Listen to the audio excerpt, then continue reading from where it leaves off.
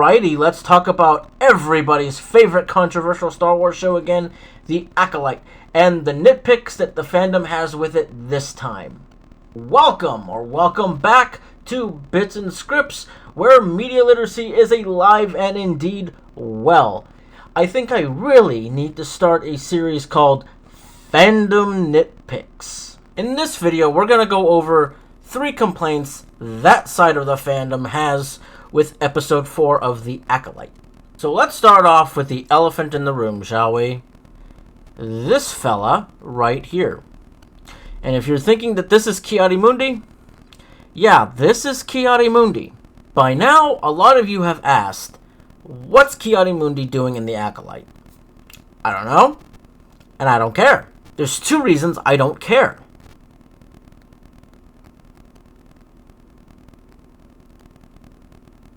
The first one being that he is not in this episode long enough for me to care why he's there. He's in this episode for like a minute or 2, and that's it. We don't see him after that. Secondly, because it doesn't really matter why he's there. Oh yeah, I forgot. To that corner of the fandom, it matters because, oh, well, he wasn't even born yet, so he shouldn't be there. Let me show you something. Behold! Wikipedia!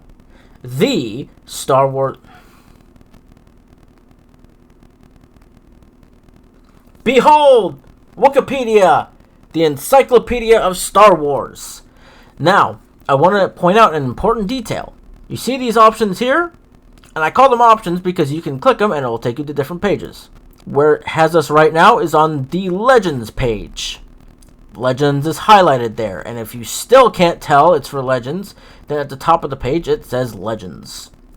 Now, if we look at the side panel here for Ki-Adi-Mundi, it says the birth year was 93 BBY, and if anyone doesn't know what BBY means, it means before the Battle of Yavin. And his death was 19 BBY on Maigito, which was Order 66. Now again, this is Legends, okay? Let's go and visit the canon page for Ki-Adi-Mundi. Alright, here we have the canon page. And if we go down to the sidebar for Ki-Adi-Mundi, there's no birth like there was for Legends. And if you think it's like, oh, it's just a coincidence because the Acolyte, yada yada yada. No. It's because the current canon is still being written. The current canon is still being developed. So we don't know when Ki-Adi-Mundi's birth year is yet. It only has his death, 19 BBY, on Maikito. If we come down here to biography, it says Ki-Adi-Mundi was a male Syrian who hailed from the planet Syria, which I'm hoping I'm reading that right and saying that right, because I don't know how that planet's name is pronounced. In 132 BBY. Now, with that date, I do not know if it's talking about his birth year or if that's his appearance in The Acolyte, the year that he was in The Acolyte. But if we read further, Mundi was a Jedi Master of the Jedi Order and participated in a small council meeting called by Master Vanestra Rode to discuss the emergence of the Force-sensitive assassin Mayho Anaseya. So it says he was a Jedi Master. If he's born in 132 BBY and Acolyte takes place 100 years before the Phantom Menace, I don't know if it's plausible that he could be a Jedi by 132... Oh, not Jedi. A Jedi Master by 132 BBY.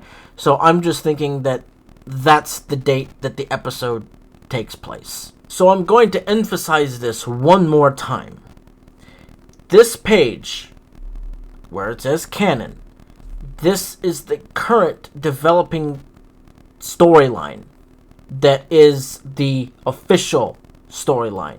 This right here is Legends. It's an unofficial storyline.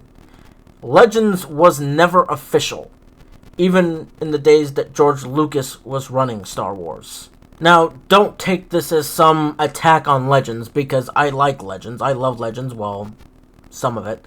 I'm just trying to emphasize the point that this is Legends. This birth year is part of Legends Star Wars theory. So please, for the last time, Do not confuse Legends with canon. Now, the other complaint that corner of the fandom has with him being in the Acolyte is, oh, well, if he's there, he's in that meeting, and they're talking about this and that, then it makes his statement in The Phantom Menace about there not being a Sith for 1,000 years irrelevant. No, it doesn't. Let's look again on Wikipedia. Alright, once again, we are on the canon page. Now, let's go over the important part of this again. Mundi was a Jedi Master of the Jedi Order and participated in a small council meeting called by Master Venestra Rowe to discuss the emergence of the Force-sensitive assassin Mayho Anaseya. It does not say anything about them discussing Sith, about them discussing the dark side. If you want more proof and don't want to read this yourself, I will read the rest of the paragraph for you. After the group reviewed holocam footage provided by Master Soul of May in combat with him, Master Holden noted that the assassin's fighting abilities were weak because she relied heavily on emotion to guide her actions. Soul and Mundi pointed out that May had demonstrated some skill, indicating that she had received training. This led Holden to ask who had done so, Soul stating that May did not know her master's identity, an idea ridiculed by Mundi. Is there anything in that paragraph that indicates or says Sith, dark side, anything? Because Sith is the key word that we really need to pay attention to here. Because in the Phantom Menace, Ki-Adi-Mundi said Sith, that the Sith were not seen for 1,000 years. Now here it says, Holden then speculated that May and her master might be evidence of a splinter order or something worse, while Mundi declared that May could pose a great threat to them. Here is the kicker. Splinter order. Not Sith. Splinter order. A splinter order could mean anything. Technically, Grey Jedi are a splinter order. But they are not Sith. Now, are they? So this whole nitpick of him saying that the Sith haven't been seen in 1,000 years in the Phantom Menace is irrelevant now is just not true. Because again, nowhere in that meeting was the Sith mentioned. Nowhere in that meeting. Stop listening to your grifter overlords. So the last two complaints that side of the fandom has is about Darth Teeth over here. Or at least that's what we're calling him. Now, before anyone asks at the end, the reason I didn't combine the last two reasons like I did with Mundi with this guy is because it's more so about the Force abilities that he displays. Now, at the end of the episode, we finally see Darth Teeth show himself, and it's from behind Osha, where he's force levitating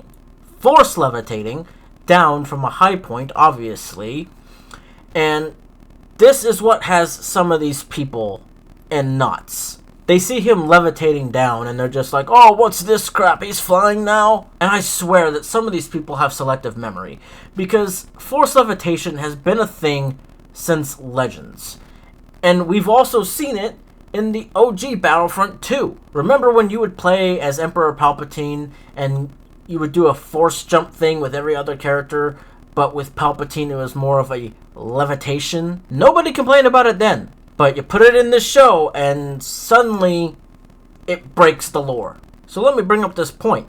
If force levitation breaks the lore of Star Wars, then that means that Legends broke lore. Now, didn't it? And I find this to be such a stupid little nitpick because it's a new force power. New force powers are always welcome. It's cool to see when we get new force powers. And speaking of force powers, their second complaint about this guy in the episode is a force push. Alright, I apologize in advance for this poor quality image.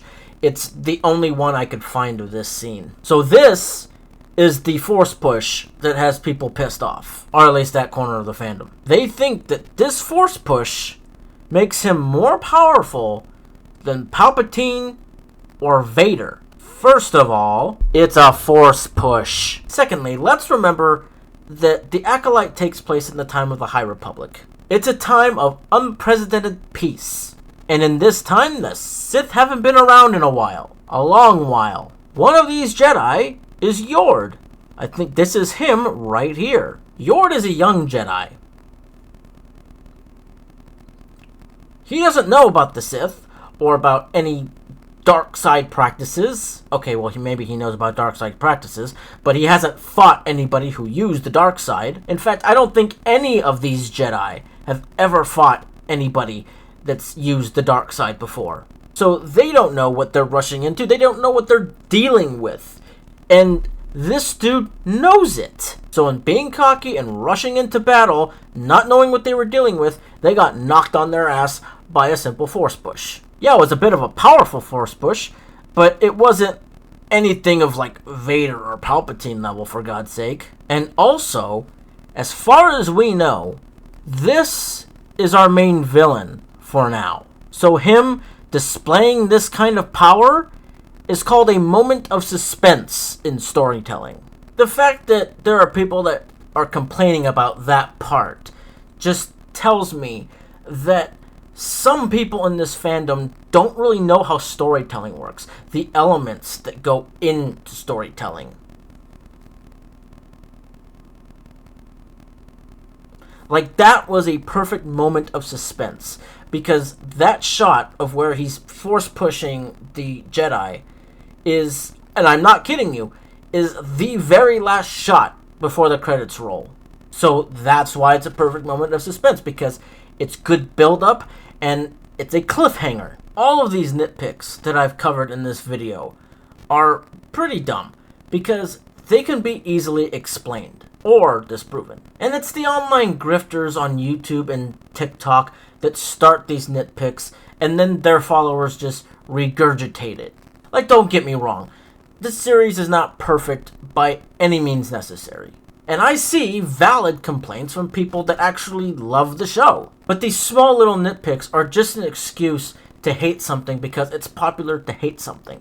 And grifters will grab on to any little thing to express hate towards the show because that's their job. It's their job to show hate towards something new that comes from Star Wars or the MCU or any franchise, because that's where their money comes from.